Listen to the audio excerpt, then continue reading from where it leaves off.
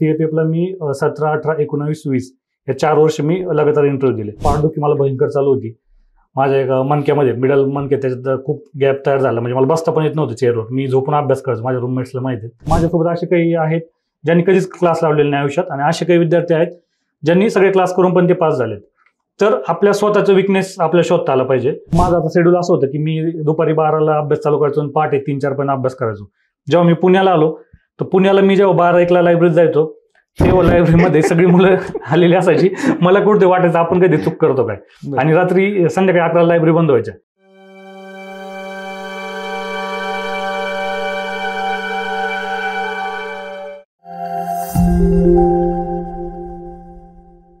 नमस्कार, मी किरण निंबोरे, वास्तव कट्ट्यावरती आपल्या सर्वांचं स्वागत.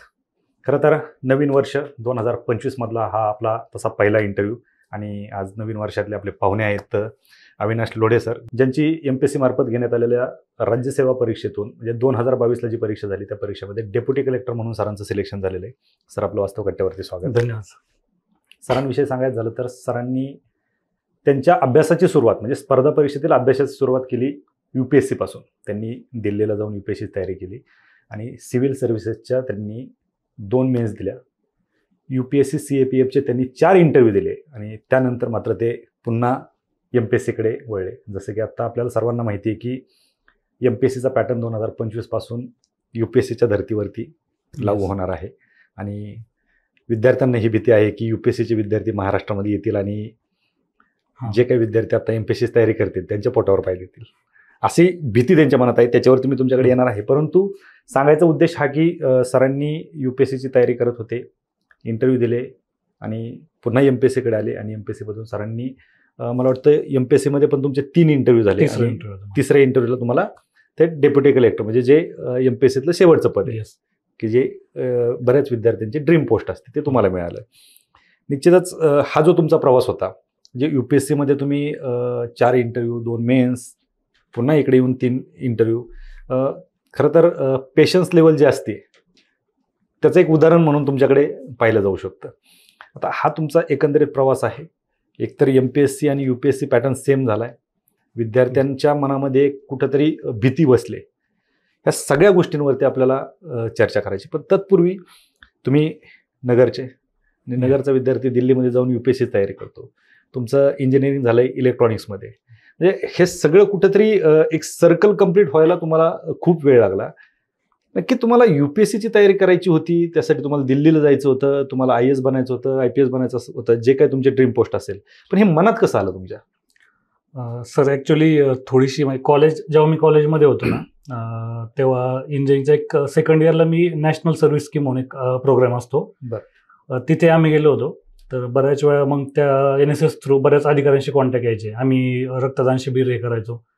त्याच्यानंतर जे पुण्यात जे गणपती फेस्टिवल असतात तर त्याच्यामध्ये पोलीस मित्र म्हणून आम्ही बऱ्याच वेळा काम केलं. मग त्यावेळेस असं वाटायचं ना की अजून पण फील्ड आहेत बऱ्याच इंजिनिअरिंग सोडून. आणि मला वाटतं की मी त्याला चूक पण म्हणेल काही गोष्टी, कारण त्यावेळेस मला पूर्ण म्हणजे ज्या प्रशासनामधल्या किंवा UPSC पास होण्यासाठी जे काही क्वालिटीज लागतात किंवा जे काही अभ्यास करावा लागतो किंवा जर पास नाही झालं तर पुढे काय करायचं हे प्लॅन बी लागतात, ह्या कसल्याही गोष्टीचा विचार न करता मी फक्त म्हणजे काहीतरी अधिकारी व्हायचं आहे.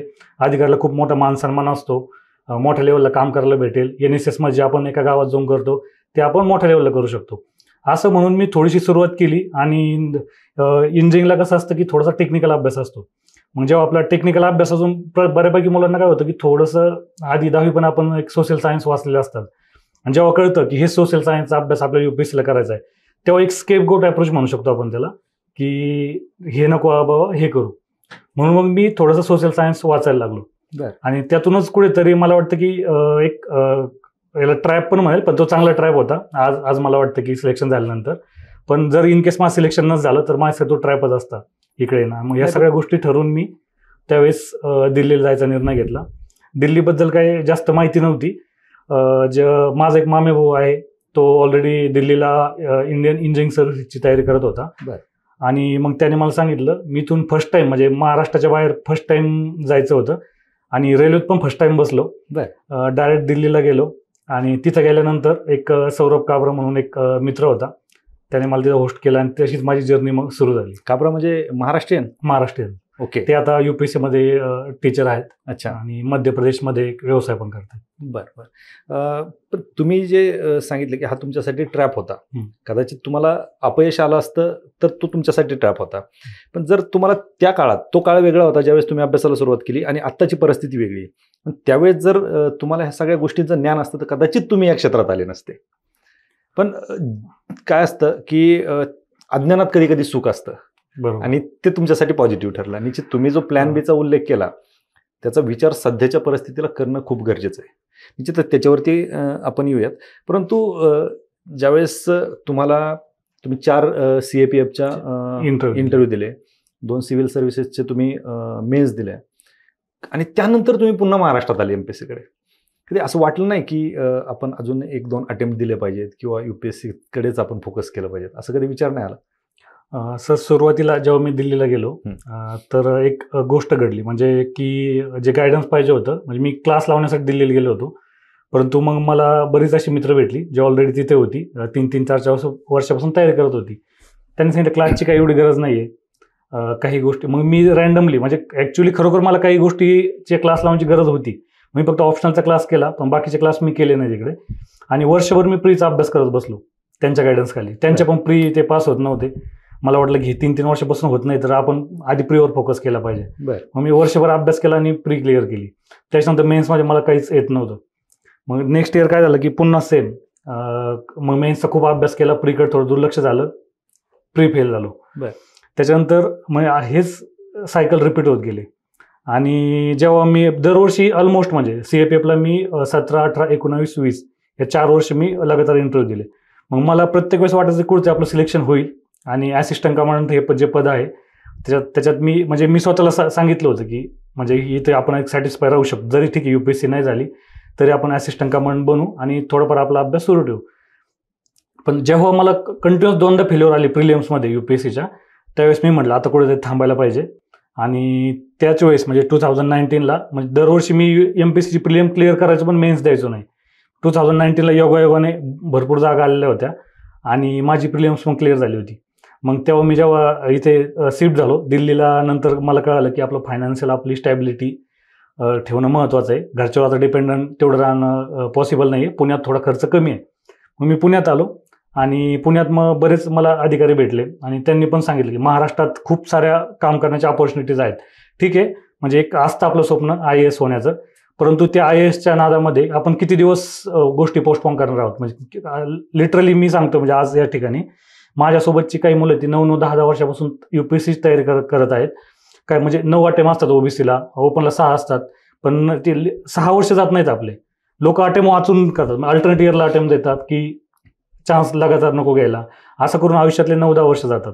मग कुठेतरी मला वाटतं की मी प्रॅक्टिकल विचार केला की आपण महाराष्ट्रात आलं पाहिजे आणि ही एक्झाम क्लिअर केली पाहिजे. माझा डेप्युटी कलेक्टर बनणं असं काही एम नव्हतं, मला त्यावेळेस जॉब सिक्युरिटी पाहिजे होती आणि म्हणूनच मग मी सुरू केलं. परंतु मला जी माझी पहिली पोस्ट भेटली तीच डेप्युटी कलेक्टर भेटली.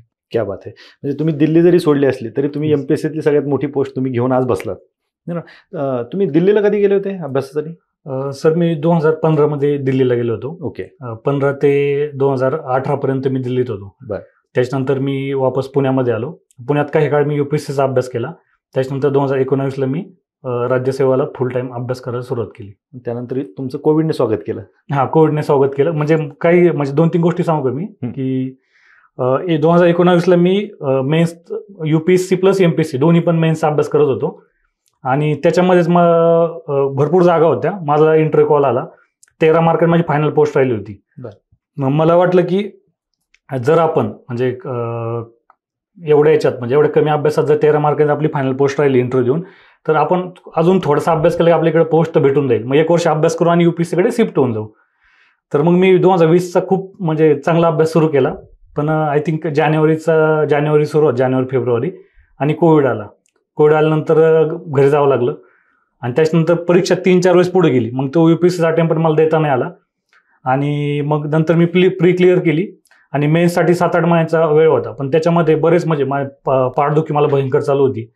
माझ्या एका मणक्यामध्ये, मिडल मणक्यात, त्याच्यात खूप गॅप तयार झाला. म्हणजे मला बसता पण येत नव्हतं चेअरवर. मी झोपून अभ्यास करायचो, माझ्या रूममेट्सला माहिती आहे. आणि मग ह्याच्यामध्ये थोडंसं माझं दुर्लक्ष झालं. तरी इंटरव्ह्यू कॉल आला 20ला मी इंटरव्ह्यू दिला. माझा 153 रँक आला राज्यामध्ये. ज्या याच्यानुसार सिक्वेन्सनुसार माझं जनरल मेरिट लिस्टनुसार सिलेक्शन होत होतं. पण आपल्याकडे एक पॅरलल रिझर्वेशन आहे अपंगांचं. बरोबर. तर मग काय झालं की ज्या कॅटेगरीचे अपंगाचे विद्यार्थी असेल त्याच कॅटेगरी जनरलची जागा झाली. बरोबर. तर मग त्यावेळेस योगायोग म्हणजे मी असं म्हणणार नाही की जी व्यक्ती अपंग आहे ती खरंच डिझर्व करते ह्या. पण त्या वर्षी असं झालं की 3-4 जागा होत्या आय थिंक. त्यातले 2 जे होते ते ओबीसी मुलं होते. त्यामुळे माझी जागा त्यावेळेस परत गेली. मग एक महिना मी सेलिब्रेशन केलं होतं बऱ्यापैकी.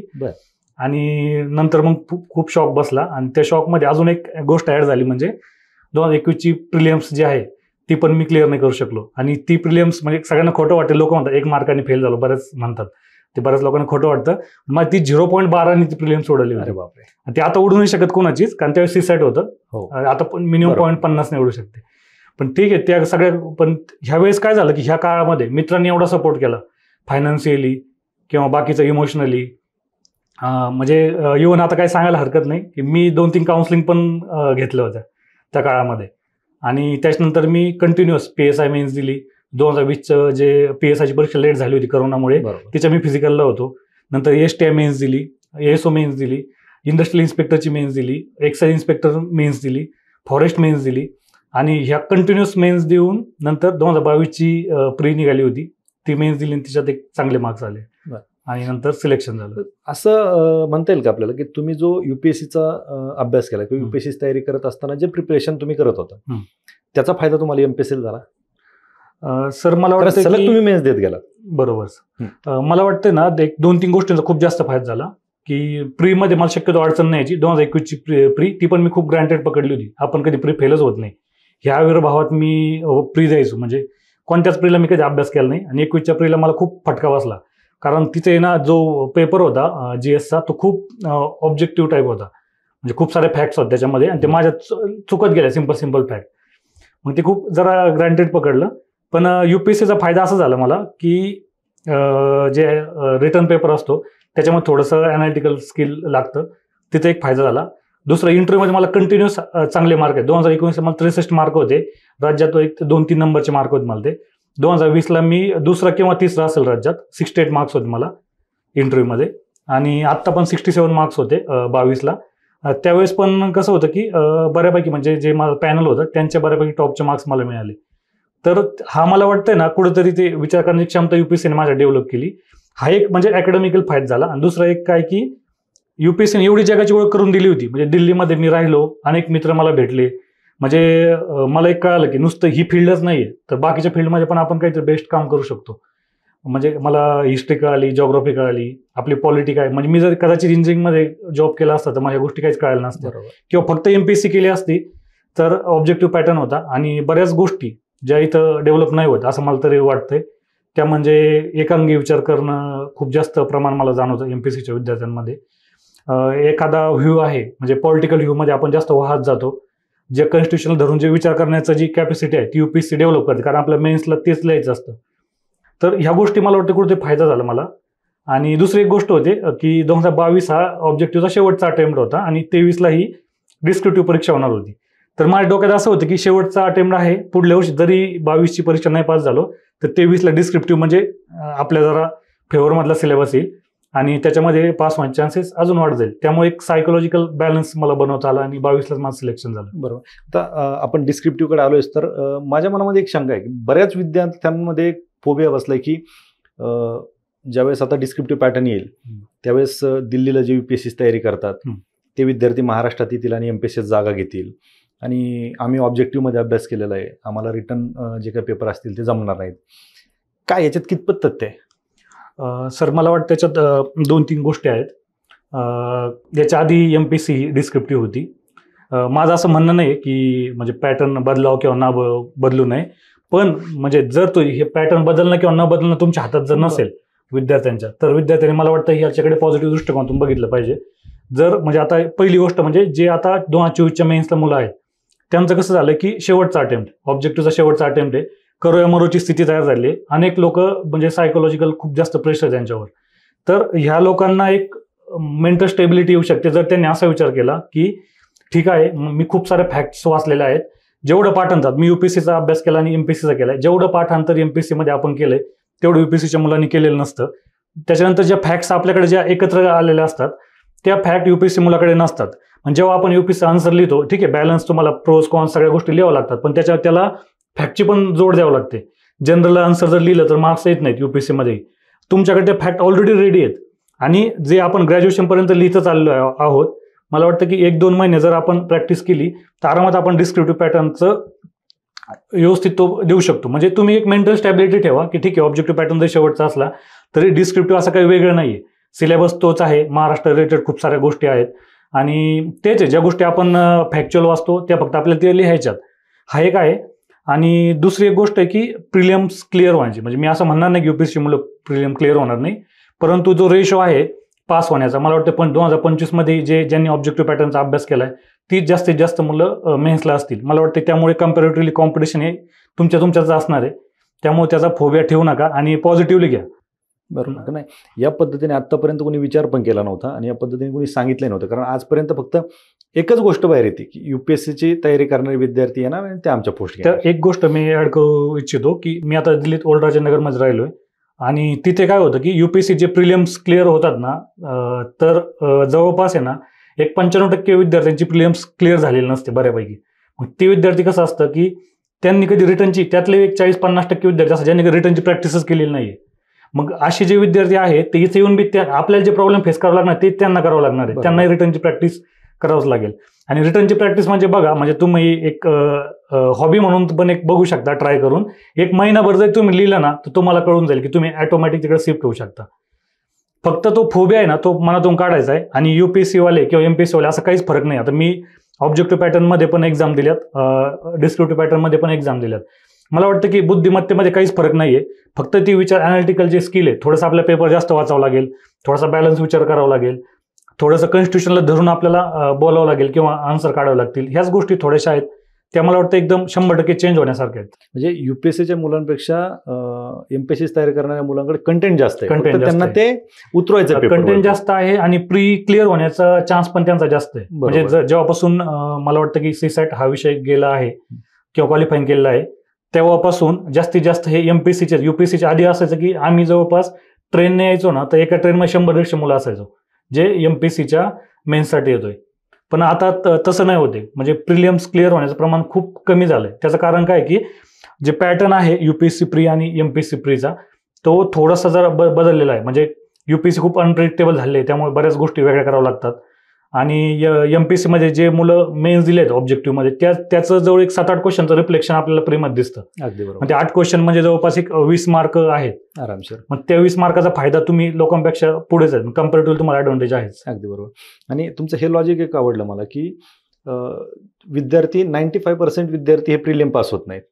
बरोबर. त्याच्यामुळे प्रिलिम पास होत नाही, त्याच्यामुळे ते मेन्सकडे जाण्याचा विचारच करत नाही. काही असतील परंतु ते रिटर्नकडे जातच नाहीत. कधी तुम्ही ज्यावेळेस प्रिलियम पास होताल त्यावेळेस तुम्ही रिटर्नचा किंवा मेन्सचा अभ्यास करायच्या तयारीत असतात. म्हणजे ते आणि आपल्या महाराष्ट्रात अभ्यास करणारे विद्यार्थी हे बरोबर येतात. बरोबर, निश्चित. आणि याचा विचार विद्यार्थ्यांनी केला. मला वाटतं की ह्या गोष्टी आता ज्या तुमच्या समोर एक्झाम आहेत ना, मला वाटतं त्या एक्झामला एकदम कॉन्फिडेंटली सामोरं गेलं पाहिजे. उद्या म्हणजे परीक्षा होणारच आहेत, म्हणजे सगळं संपणार असं नाही, परीक्षा होणार आहे, जागा येणारच आहेत, ही जी ऍडमिनिस्ट्रेशन याच्यामध्ये लोक लागतच आहेत. म्हणजे ह्या गोष्टी सुरूच राहणार आहेत. मग याच्या आपण फक्त काहीतरी फोबिया सगळंच बंद होईल, जागा येणंच बंद होईल किंवा नाही, हे कोणासाठी सांगतो मी, जे आज ऑलरेडी ह्या प्रोसेसमध्ये आहेत. म्हणजे नवीन लोकांसाठी आपण बोलूच, जे नवीन सिस्टीममध्ये एंटर करणार त्यांसाठी.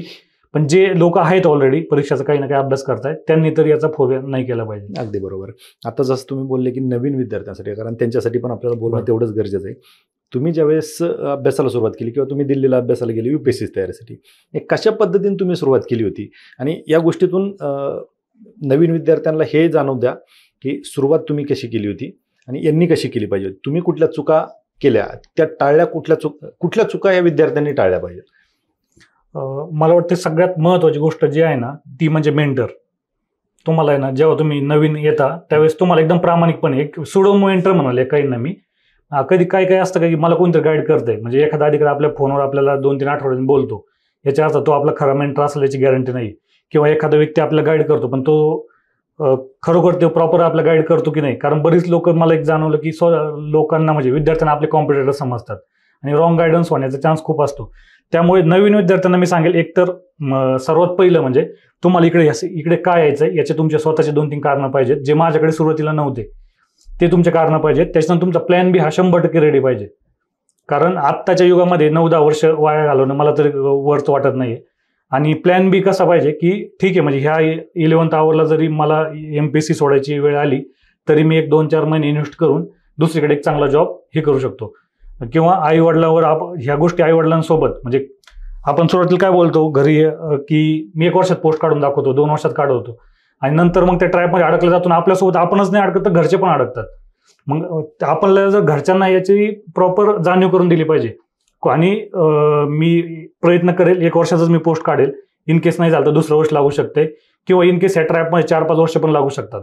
मग माझ्याकडे हा प्लॅन बी रेडी आहे विथ परमिशन ऑफ पॅरेंट्स. मला वाटतं की या गोष्टी आपण केल्या पाहिजेत.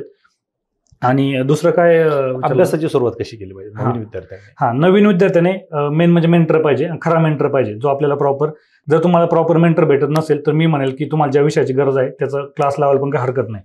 क्लास लावा, म्हणजे असं माझ्यासोबत असे काही आहेत ज्यांनी कधीच क्लास लावलेले नाही आयुष्यात, आणि असे काही विद्यार्थी आहेत ज्यांनी सगळे क्लास करून पण ते पास झालेत. तर आपल्या स्वतःचं विकनेस आपल्याला शोधता आला पाहिजे. आणि दुसरी एक गोष्ट की काही पण वाचतो आपण, म्हणजे सुरुवातीला गायडन्स नसतो, मेंटर नसतो, आणि काही पण म्हणजे एका विषयाची ती गरज नाही, म्हणजे तिथं डीप नॉलेजची गरज नाही आहे. काही ठिकाणी वरवर नॉलेज असेल तरी आपण ती परीक्षा पास होऊ शकतो, पण आपल्याला ते कोणी सांगितलेलं नसतं. मग हिस्ट्रीमध्ये आपण एखादं बुक पकडतो, ते पूर्ण वाचतो, नंतर एखादं रिसर्च बुक असतं किंवा संदर्भ बुक असतं, ते पण आपण पूर्ण वाचतो. तर ह्या गोष्टी कुठे टाळल्या पाहिजेत. सिलेबस म्हणजे मार्क्सिस्ट अप्रोच म्हणतो ज्याला, की जास्तीत जास्त मार्क्स कसे येतील आणि लवकरात लवकर मी ह्या चक्रव्यूहातून बाहेर कसं पडेल, हाच अप्रोच आपण ठेवला पाहिजे. ठीक आहे, नॉलेज तुम्हाला पूर्ण आयुष्य पडलंय, किंवा तुम्ही जेव्हा कदाचित तुमची इनकेस प्री फेल झालात, किंवा मध्यंतराच्या काळामध्ये तुम्हाला वेळ आहे इंटरव्ह्यूच्या काळात, त्यावेळेस तुम्ही तुमचं नॉलेज वाढवू शकता. बाकीचा तुम्ही जे नॉलेजचा होरिझॉन्टल आहे तो मोठा करू शकता. पण जेव्हा परीक्षा समोर आहे, म्हणजे परीक्षा 1 महिन्यावर आहे आणि तुम्ही काहीतरी दुसरंच पुस्तक वाचताय, तर ह्या गोष्टी नाही घडल्या पाहिजेत. आणि आपला जो मेंटर आहे तो आपल्यासाठी कायम अवेलेबल पाहिजे, तो कसा पण असू द्या, पण तो अवेलेबल पाहिजे. आणि त्याने आपल्या प्रामाणिकपणे सल्ला दिला पाहिजे. इव्हन ह्या लेवलचं मेंटर पाहिजे की मला गाईड करणारे काही लोक असे होते की ते लिटरल सांगायचे हा विषय मला माहीतच नाही, मी तुला याचा गायडन्स देऊ शकत नाही. म्हणजे एवढं प्रामाणिक पाहिजे ते. नाही तर मेंटर माहीत नसताना पण काहीतरी सोडो माहिती द्यायची किंवा खोटी माहिती द्यायची, त्यामुळे मग लोकांचं आयुष्य पण बरबाद होऊ शकतं. बरोबर. तुम्ही ज्यावेळेस दिल्लीला गेले, काय राजेंद्रनगर मी पाहिलेलं नाही अजून, कशा जसं आपण पुण्यामध्ये पाहतो की सदाशिव पेठ असेल किंवा इतर ज्या पेठ आहेत तिथं विद्यार्थी अभ्यास करतात, कसे दिल्लीला कसं वातावरण असतं? सर, जेव्हा मी नवीन दिल्लीला गेलो तेव्हा तर पूर्ण देशातून तिथं मुलं आलेले असतात ओल्ड राजेंद्रनगरमध्ये. आणि तिथे एक ओल्ड राजेंद्रनगर, शेजारी न्यू राजेंद्रनगर, करोलबाग आणि पटेल नगर असा एरिया आहे बऱ्यापैकी, एक शादीपूर अजूनही. तर इथे बऱ्यापैकी मुलं इंग्लिशमधून जे प्रिपेअर करतात ना ते इथे राहतात, आणि जे हिंदीमधून प्रिपेअर करतात ते मुखर्जी नगरला राहतात. तसा पण फरक असतो? तसा पण आहे, कारण इंग्लिश मिडियमचे क्लास बऱ्यापैकी ओल्ड राजेंद्रनगरमध्ये आहे, आणि हिंदी मिडियमचे जे काही क्लास आहेत ते मुखर्जी नगरमध्ये. तर महाराष्ट्रीयन मुलं बऱ्यापैकी इंग्लिशमध्ये तयारी करतात, त्यामुळे ते ओल्ड राजेंद्रनगरमध्ये राहतात. तर ओल्ड राजेंद्रनगरने मला वाटतं की खूप साऱ्या अधिकारी घडवलेत तिथं, आणि खूप साऱ्या लोकांना एक पाथ दाखवलाय. पण त्याचे जे काही पॉझिटिव्ह पॉईंट्स आहेत ते तेवढेच निगेटिव्ह पॉईंट्स पण आहेत. म्हणजे तिथं गेलं तर तुम्हाला पॉझिटिव्ह मध्ये सांगायचं म्हटलं तर तुम्हाला डायरेक्ट एक चांगला क्लास भेटू शकतो. पण मला वाटतं की आता एवढ्या गोष्टी ऑनलाईन झाल्यात, तर तिथं जायचं, तो क्लास करण्यासाठी तिथेच जायचं का घरी राहून पण आपण तो करायचा याचा विचार केला पाहिजे.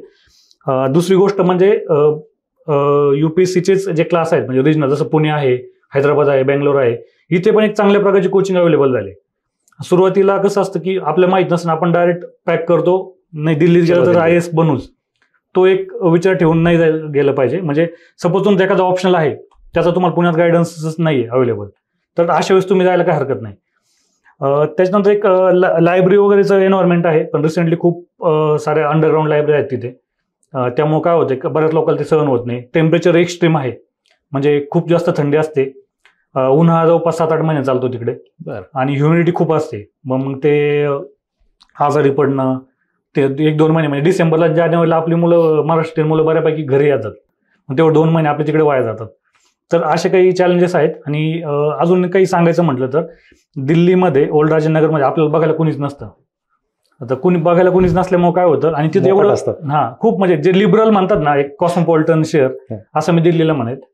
तिथे पब्स आहेत, तिथे म्हणजे तुम्ही ओल्ड राजेंद्रनगरच्या स्ट्रीटला जर चालले, जेवढे क्लासेस आहेत तेवढ्या सिगरेटच्या खाली तुम्हाला दुकान दिसतील.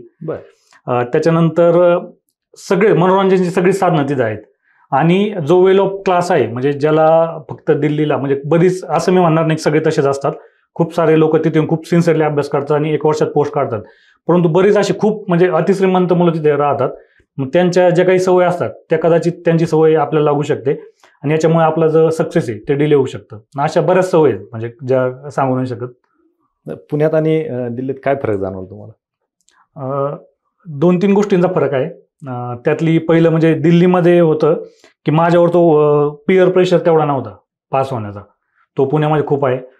दिल्लीमध्ये माझं आता शेड्यूल असं होतं की मी दुपारी 12ला अभ्यास चालू करायचो आणि पहाटे 3-4 पर्यंत अभ्यास करायचो.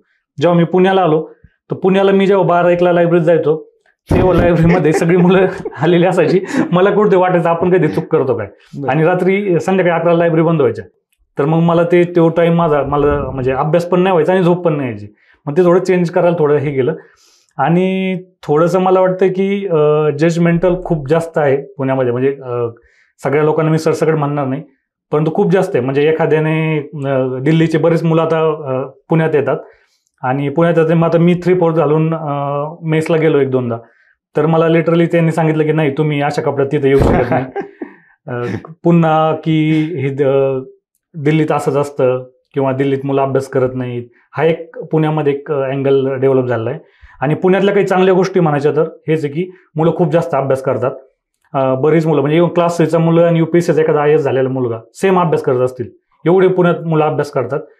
पुण्यात कमीत कमी रिसोर्सेसमध्ये कसं जगू शकतो याचे खूप सारे सोर्स अवेलेबल आहे. म्हणजे नाश्ता एक कमी पैशात तिथं भेटतो, रूममध्ये मुलं लोक ॲडजस्ट करून राहतात आणि गायडन्स पण आता मला वाटतं की पुण्यात बऱ्यापैकी सगळ्या प्रकारचा गायडन्स अवेलेबल आहे.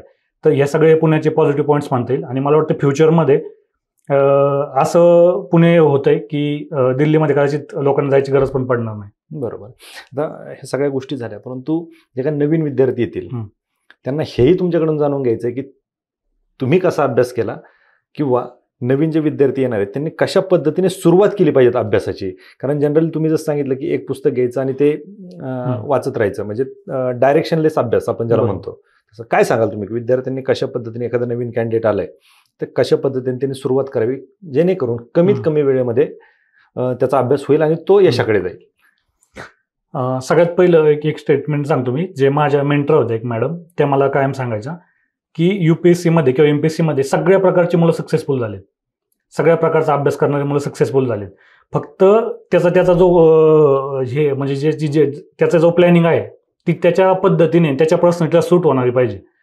म्हणजे जसं की एखादा व्यक्ती दिवस अभ्यास करतो, कोणी रात्री अभ्यास करतं, एखादा व्यक्ती सर्टन रेफरन्स वापरतो, एखादा व्यक्ती ऑनलाईनच अभ्यास करतो, किंवा एखादा व्यक्ती आहे ज्याला संदर्भ पुस्तक वाचायची आधीपासून खूप सवय, खूप सारं नॉलेज आहे, मग त्याला त्या विषय वाचायची गरज नसते, मग त्याला इथलं काय एखादं बुक वाचायची गरज पडत नाही. म्हणजे असं प्रत्येक टाईप आहे. कुणाला लिहून नोट्स काढून अभ्यास करायला आवडतं, कोणी विदाऊट नोट्स काढून पण पास लोक होतात, कोणी फक्त ते मार्क करून पास होतात, कुणी एकदम प्रॉपर त्यांच्या नोट्स असतात, फाईल असतात, ते वाचून पण पास होतात. बरोबर. असं एक काही अप्रोच नाहीये. मला काय वाटतं की स्वतःला कोणता अप्रोच सूट होतो तो अप्रोच आपण म्हणजे फाइंड आउट केला पाहिजे. आणि सगळ्यात जास्त इम्पॉर्टन्स हे कन्सेप्टला दिलं पाहिजे. म्हणजे काय होतं की सुरुवातीला जेव्हा आपण येतो तेव्हा आपल्याला क्लासमध्ये टीचर शिकवतात किंवा आपण वाचतो, ते वाचल्यावर आपल्याला बऱ्याच गोष्टी कळत नाहीत.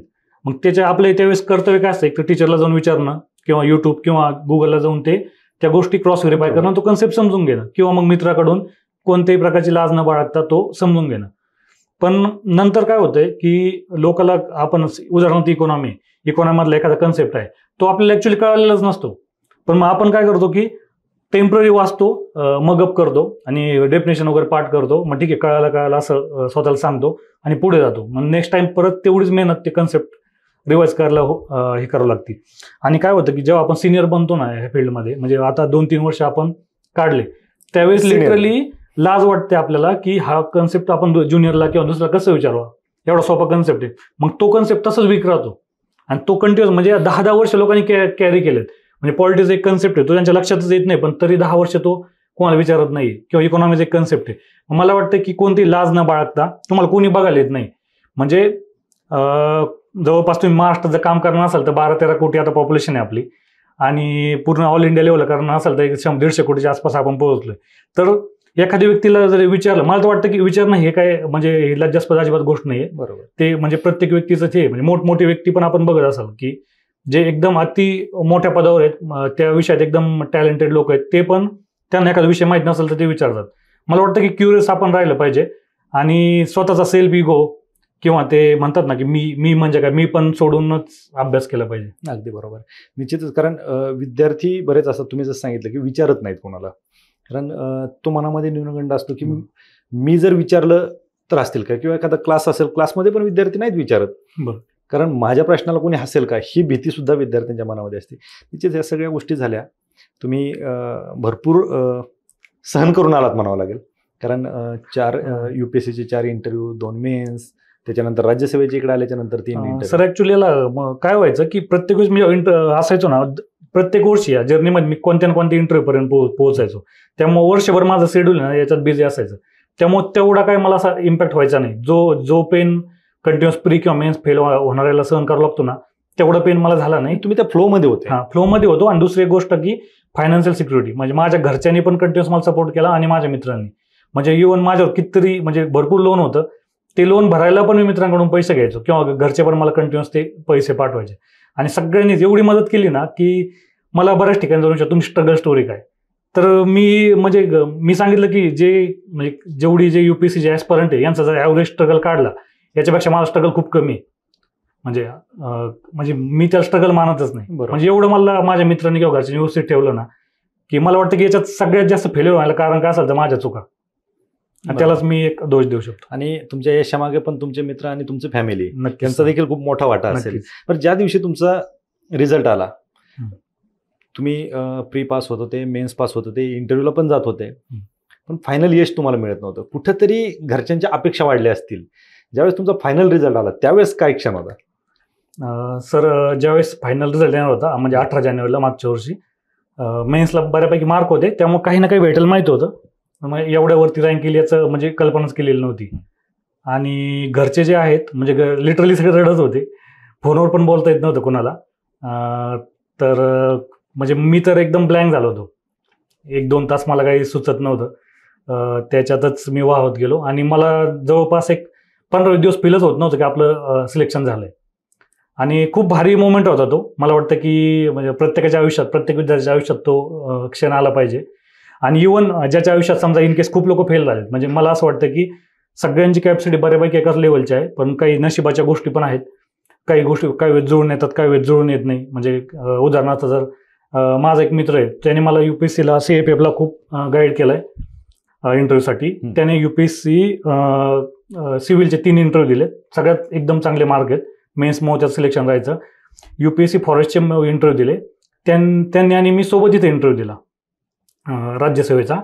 तर त्यांना त्यावेळेस खूप म्हणजे कदाचित त्यांना त्यावेळेस क्वेश्चन वेगळे आले असतील, काय आले असतील त्यांना, त्यांच्यात माझ्या इंटरव्ह्यू मार्कमध्ये 13-14 मार्कचा फरक आहे. तर त्याच्याहूनच आमचा पोस्टमध्ये खूप सारा डिफरन्स ॲड झाला. तर मला असं वाटतं की कधी कधी गोष्टी जुळून नाही येत. मला पर्सनली असं वाटतं की माझ्यापेक्षा ते जास्त डिझर्व करतात, जास्त मार्क्स. नक्कीच. तर या सगळ्या गोष्टी आहेत. नक्कीच. शेवटी या सगळ्या गोष्टी जुळून यायला एवढे दिवस गेले, पण शेवट चांगला झाला आणि MPSCतली टॉपची पोस्ट घेऊन तुम्ही आज बसला आहात. पुढे पुन्हा दिल्ली पुणे दिल्ली असा काही प्रवास होणार आहे? नाही सर, सध्या तरी काय असा प्लॅन नाही आहे, पण एक अटेम्प्ट मला वाटतं की मी व्यवस्थित दिला पाहिजे UPSCचा. बऱ्याच वेळा म्हणजे जे आपलं एम माझ्या अटेम्प्टमधून शिल्लक आहेत, 3 अटेम्प्ट शिल्लक आहेत, त्यामुळे मला वाटतं की मी एक तरी देईल म्हणजे व्यवस्थित. आता सध्या वेळ पण आहे माझ्याकडे, तर नक्कीच मी प्रयत्न करेन. नक्कीच सर, तुम्ही प्रयत्न करावा अशी आमची देखील इच्छा आहे. कारण UPSCमधला तुमचा जो प्रवास आहे तो देखील खूप मोठा आहे आणि त्याचा निश्चित तुम्हाला इथून पुढच्या तुमच्या अभ्यासामध्ये फायदा होईल. तुम्ही वास्तव कट्ट्यावरती आलात आणि खरं तर अभ्यासाविषयी भरपूर मार्गदर्शन विद्यार्थ्यांना आता कुठूनही मिळतं आहे. परंतु तुम्ही जे काही दिल्लीचा तुमचा अनुभव असेल किंवा महाराष्ट्रातला अनुभव, दोन्हीमधला फरक आणि ही जी भीती विद्यार्थ्यांच्या मनामध्ये होते की आता डिस्क्रिप्टिव्ह येणार, आमचं काय होणार, ही भीती बऱ्यापैकी हा इंटरव्ह्यू ऐकणाऱ्याच्या मनातून दूर होईल आणि हाच खरा या इंटरव्ह्यू. सर, माझ्यापर्यंत मी खूप मुलांना म्हणजे हे सांगायचा प्रयत्न केला की UPSCतले जे माझे मित्र आहेत त्यांना किंवा इथं जे माझे कनेक्टेड आहेत त्यांना पण नेहमी सांगतो, पण मला एक प्लॅटफॉर्मवर नाही का सांगता आलं आता हे बऱ्याच क्राऊडपर्यंत पोहोचेल. मला वाटतं की सगळ्यांनी याला पॉझिटिव्हली घ्या नक्कीच. आणि याचा आपल्याला सगळ्यांना म्हणजे पोस्ट निघण्यासाठी ऑल द बेस्ट. सगळे सिलेक्ट व्हा. आणि जरी इन केस सगळ्यांना सांगणे नाही झालं तर खूप साऱ्या ऑपॉर्च्युनिटीज आहेत. मी तर मला याच्यापेक्षा मोठमोठ्या ऑपॉर्च्युनिटीज बाहेर अवेलेबल आहेत. फक्त व्यवस्थित अभ्यास, प्रामाणिकपणे जर अभ्यास केला, जरी इन केस यश नाही भेटलं तर ते कष्ट करायची प्रवृत्ती आहे आणि जे एखाद्या विषय समजून घेण्याची तुमची जी कॅपॅसिटी आहे याच्यामुळे तुम्हाला त्या क्षेत्रामध्ये नक्कीच एक मोठं यश प्राप्त होईल. यासाठी सगळ्यांना ऑल द बेस्ट. सर, तुम्हाला पुन्हा एकदा धन्यवाद. नक्कीच तुम्ही मला इथे बोलवलं. तुमचंही खूप खूप आभार, कारण तुमच्याकडून आज विद्यार्थ्यांना खूप मोठं मार्गदर्शन झालंय. तुम्ही वास्तव कट्ट्यावरती आलात आणि आमच्यासोबत चर्चा केली त्याबद्दल आपलंही मनापासून आभार. धन्यवाद. थँक्यू.